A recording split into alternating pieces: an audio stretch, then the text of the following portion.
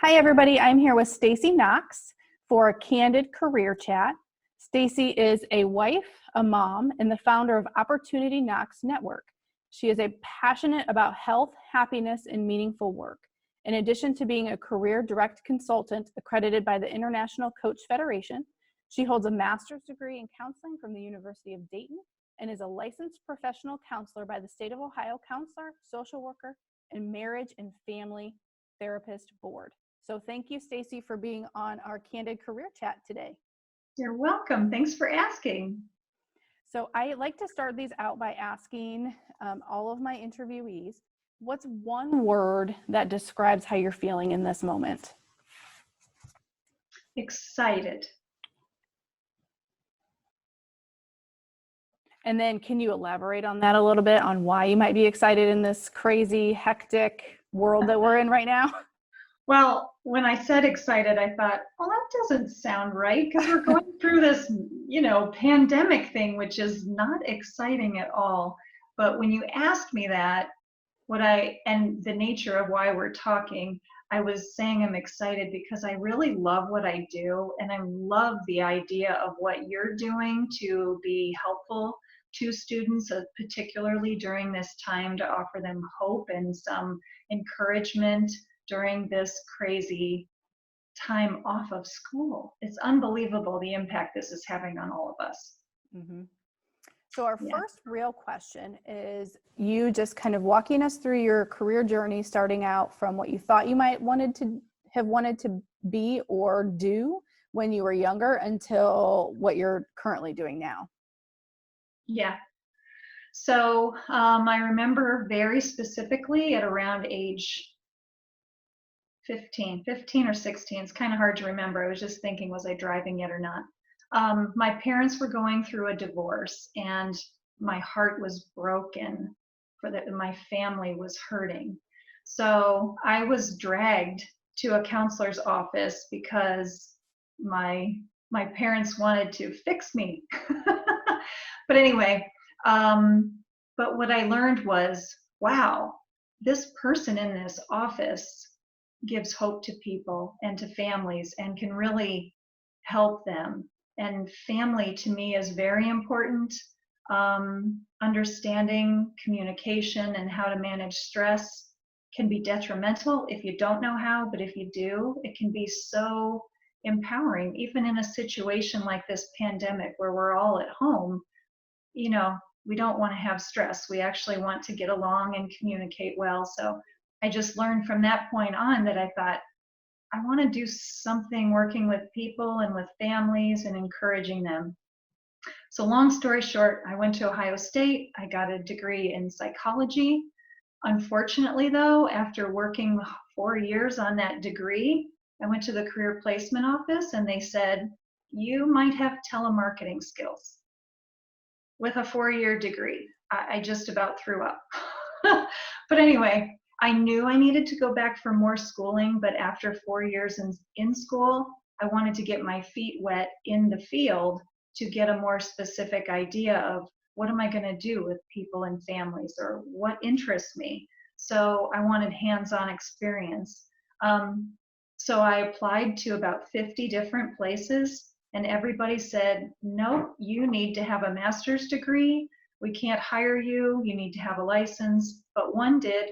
It was an adoption agency, and I got to work with families and pregnant women. So pregnant women placing children for adoption.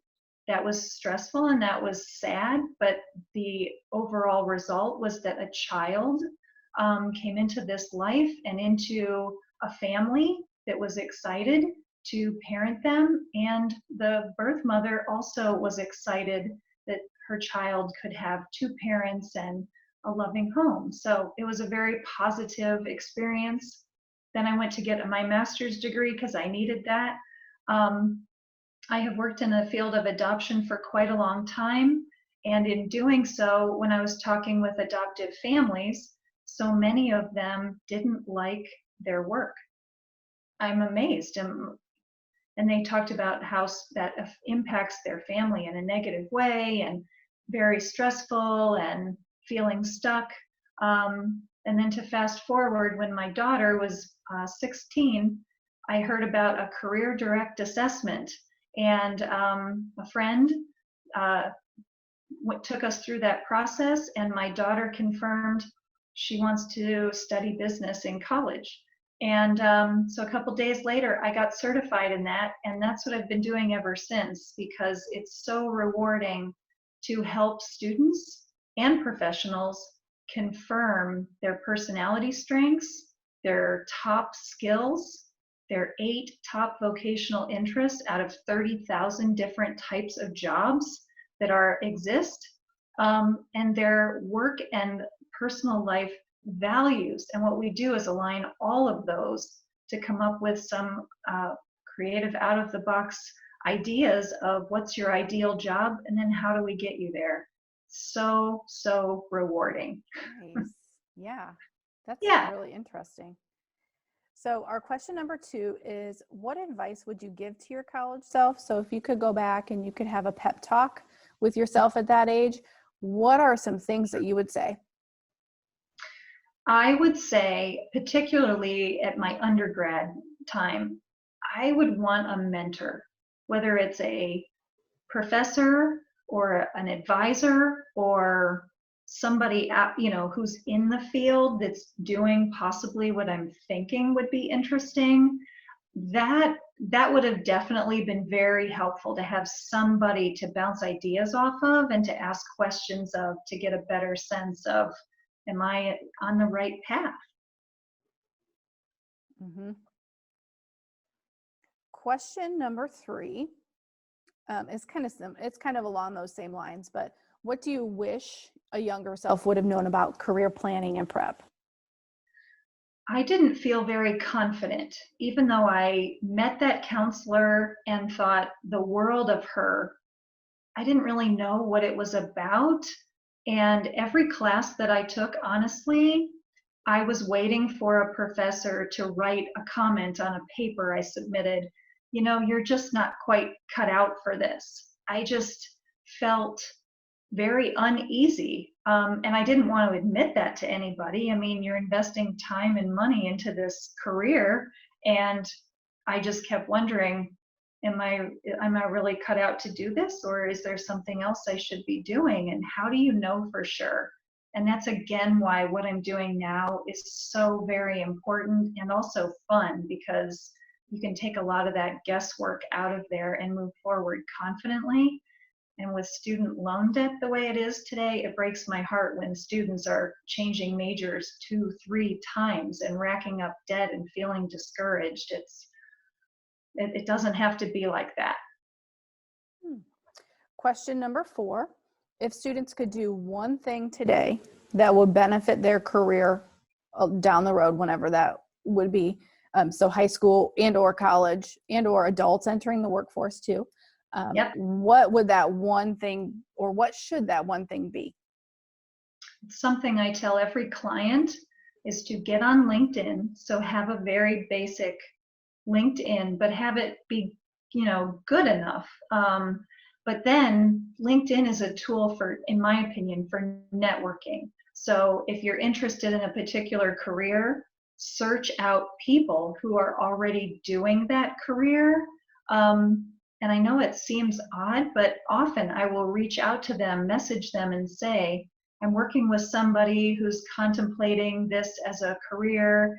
Could we just meet with you on a Zoom meeting for a half an hour and just ask you questions, and kind of what you're doing, of just tell me about what you're doing and learn from them. And a lot of times a relationship can evolve from that, and you never know where a job opportunity could come up, because I will tell you that all of my jobs except for one came through people I know, rather than just applying blindly for a job. Fantastic advice. The 5th question is, do you have any additional job search strategies or tips for somebody who is in high school or in college or an adult learner coming back in terms of job searching? Yep. Of course, I'm a fan of the career direct assessment because my daughter, it has worked for her. She is a junior in college now, ready to graduate next year with a degree in business marketing. And she's never looked back. And weird how at 16, one test got her very excited and confirmed it. And she's never doubted. Because I even asked her the other day, because we're all home here together now. I said, did you ever have any doubt or look at something else or whatever? And she said no. Wow. I mean, if I can help people do that and feel that confident with one assessment, and it doesn't have to be that assessment. I like it because it's very detailed, and all inclusive of the entire person, and incorporates, what they love to do. So anyway, I would just definitely invest in some kind of an assessment, know yourself, and then also articulate that in your LinkedIn and or a resume. Have those ready so you know who you are and you know where you fit. And then you feel more confident. Perfect. And so Yeah. what I like to end with, and Yeah. what I think sometimes it's really one of the most, the whole thing is interesting, but I've really gotten to like this list of interview questions. And I'm not entirely sure what I plan to do with it afterwards. The same thing with everybody's first words. But what is the toughest interview question you've ever gotten? Tell me about your weaknesses. Oh, okay. And because I had that as a real experience and really wrestled through it, I coach everybody now on that very thing of, if somebody asks you during an interview, what are your weaknesses? I always say to them, tell them, are we here to talk about my weaknesses or how my strengths could benefit your company? I'm aware of my weaknesses because even in the career direct assessment, it gives you a little list. But I tell everybody, I'm like, don't dwell on weaknesses because weaknesses are somebody else's strengths. So what we really want to do is focus on your strengths, and you can also turn a weakness into a strength. So trying to think of, for example, if someone is an introvert or an extrovert, people can view that if it's a strength or a weakness. It is not. So I just want to say that being an introvert, for example, is not a weakness. But you can say, my skill is in working with people in small groups or one-on-one. So big groups can be challenging for me, and leave it at that. That is a weakness, but it was turned into a strength. Perfect. Yeah. Absolutely perfect. So our questions are up, and I just want to say thank you so much again for your time on this Candid Career Chat. And we are sincerely appreciative of all of the knowledge that you imparted on us and just your willingness to be a part of this. So thank you very much. You're welcome. Thanks so much for the opportunity. I hope that this is really helpful and encouraging to everyone that's out there and looking, and hopefully it'll save you time and money to have these few little tips that, make it clear. Yeah. Sounds good. Thank you. Thank you.